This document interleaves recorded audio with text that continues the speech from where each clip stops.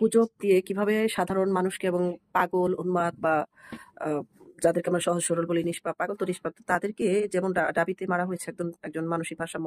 সেরকম একজন মানসিক ভারসাম্যহীন সঞ্জিত দাস নামের এক লোককে হিন্দুর মন্দির ভাঙার দায়ে তাকে অ্যারেস্ট করা হয়েছিল।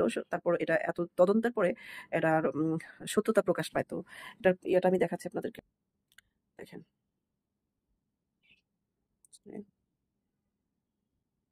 ভাঙ্গা উপজেলায় এক মন্দিরের প্রতিমা ভাঙচুরের ঘটনায় বিব্রতকর অবস্থায় পড়েছে পুলিশ। প্রথমে এক ব্যক্তিকে গ্রেফতার করে পুলিশ জানায় তিনি ভারতীয়।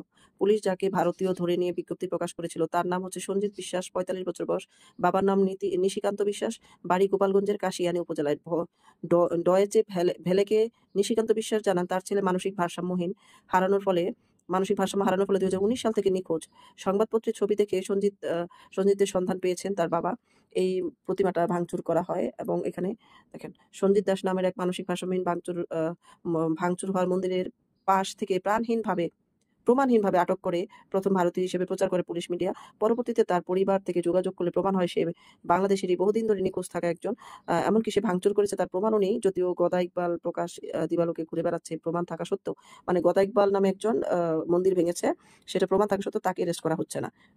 এই যে দেখেন কিভাবে গুজব রটায়। ফরিদপুরে নির্মাণাধীন দুর্গা পূজায় ভাঙচুরের ঘটনায় ভারতীয় নাগরিক গ্রেফতার। অথচ মিনিমাম সেন্স যাদের আছে ওরা দেখে কেউ কি বুঝবে না মন্দির বুঝে, না মসজিদ বুঝে, না খোদা বুঝে, বলেন তো? তারপরে আমি কিন্তু প্রথমে পরেরটা দেখেছি। এটা সংবাদটা হয় ১৬ সোমবার সেপ্টেম্বর ১৬, ২০২৪ সকাল ১০টা ৫৮ আপডেট মঙ্গলবার সেপ্টেম্বর ১৭, ২০২৪ মানে ১৬ তারিখের ঘটনা ১৭ তারিখে আপডেট দেওয়া হয়। তো ফরিদপুরের ভাঙ্গা উপজেলার দুর্গা প্রতিমা ভাঙচুর অভিযোগে একজনকে গ্রেফতার করা হয়। পুলিশের দাবি গ্রেফতার ব্যক্তির নাম সঞ্জিত বিশ্বাস। তিনি ভারতীয় নাগরিক। তার বাড়ি নদিয়ায় বা তার বাবার নাম নিশিকান্ত বিশ্বাস হতে পারে। একটা পাগল কি করে বলবে তার বাড়ি কই, তার নাম কি? সে তো নিখোঁজ ছিল।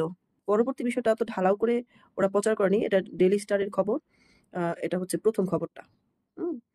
১ম খবরটা আমি আপনাদেরকে দেখালাম। এই একটা খবরই দেখা যাচ্ছে সোশ্যাল মিডিয়াতে। পরের খবরটা আর ওইভাবে ঢালাও করে প্রচার করেনি। ওর এলাকার লোক আমাকে জানিয়েছে, ওই এলাকা থেকে একজন। ওইটা আমি আপনাদের কাছে দেখালাম। এইভাবে গুজব প্রচার করা হচ্ছে এবং প্রধানমন্ত্রীর পদত্যাগপত্র নিয়েও অনেক গুজব হয়েছে, অনেক কল রেকর্ড নিয়েও একটা গুজব হয়েছে। কল রেকর্ডও নাকি ভুয়া। সবকিছু একটা স্ক্রিপ্ট নাটক ছিল। তো দেখলেন আপনারা গুজবের বিরুদ্ধে সোচ্চার